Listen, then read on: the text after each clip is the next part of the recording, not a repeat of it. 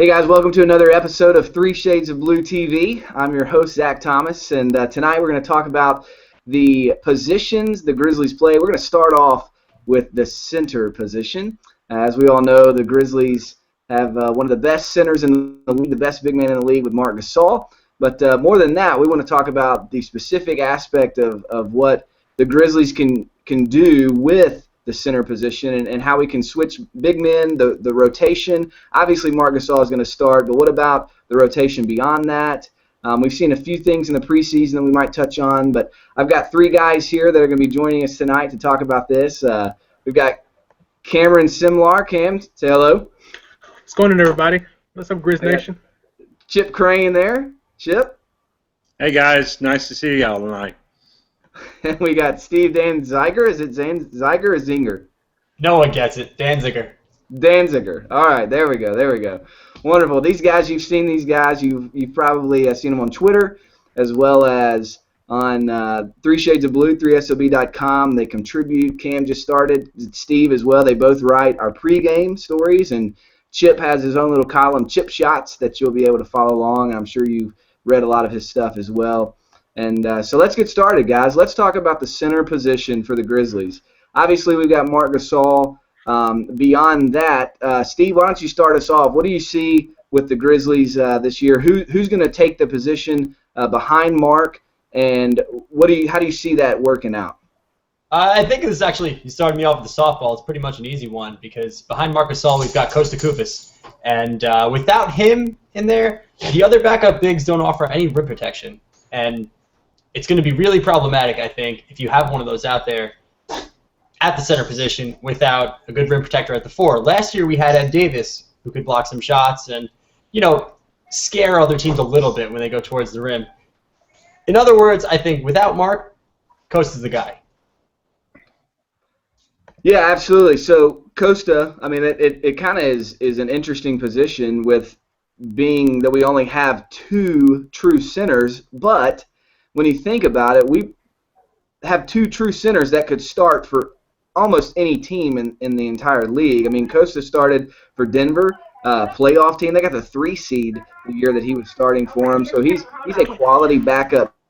But one of the interesting things is that he doesn't always get the time and the playing time that he probably desires.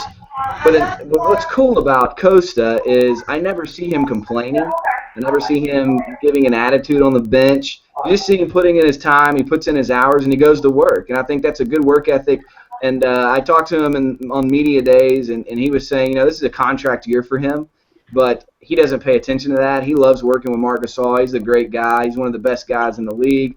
And he thinks that's only helped him and benefited him even more and developed his game. But Chip, what are your thoughts about Kosta and how we can use Kosta, and should he get more minutes, and should we put Marc Gasol on the bench a little bit more, to preserve him for the playoffs? Well, I think, first of all, you've got a great comment about Kosta being a free agent year. Let's not forget that Marc is also in a free agent year. In fact, we could sign Marc as early as December, middle of December, I believe, is when he signed his current contract. So we have two free agent centers right now that ought to be putting up the good effort to get the big contracts. That's a major positive for the Grizzlies. The negative is if either of them go down, there is nothing else behind them. And this is the first time in a long time we've only had really two true centers on the team. We could probably throw in Zach for a little bit, possibly move over and use a Stokes, but I mean, other than that, we really don't have a lot. So the team needs to have their guys healthy, and the best way to ensure that is to get them consistent minutes every night and shorten Gasol's and increase Kosta. So that's what I expect the team to do. Hey, we just saw that our good friend Anthony Sane has joined in this call. Sane, welcome to the show here, my friend. What's up? We are talking about the center position for the Grizzlies, and we've just been talking about Gasol, and obviously he's the starter, and then right behind him you've got Kosta Koufos. And both of those guys are starting caliber centers for most teams in the league. So we're very fortunate, we're very blessed to have that.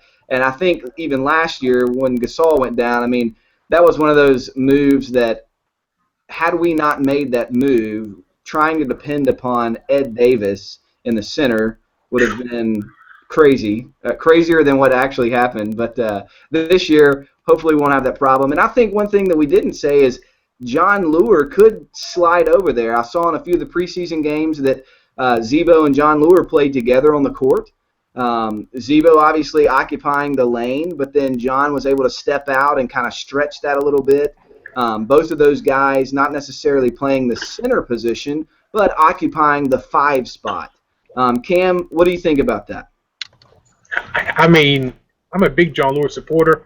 I have been ever since last year. I was hoping he got more minutes because he showed what he can do when Mark went down with his 3-point shooting. And then, I mean,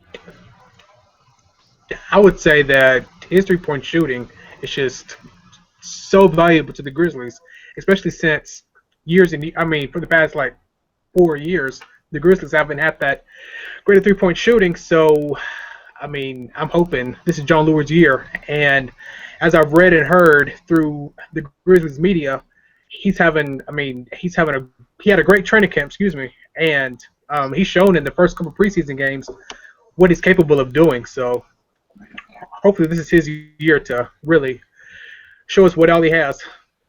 Yeah, so I think we would all agree then that basically the depth chart there at the center position is pretty simple.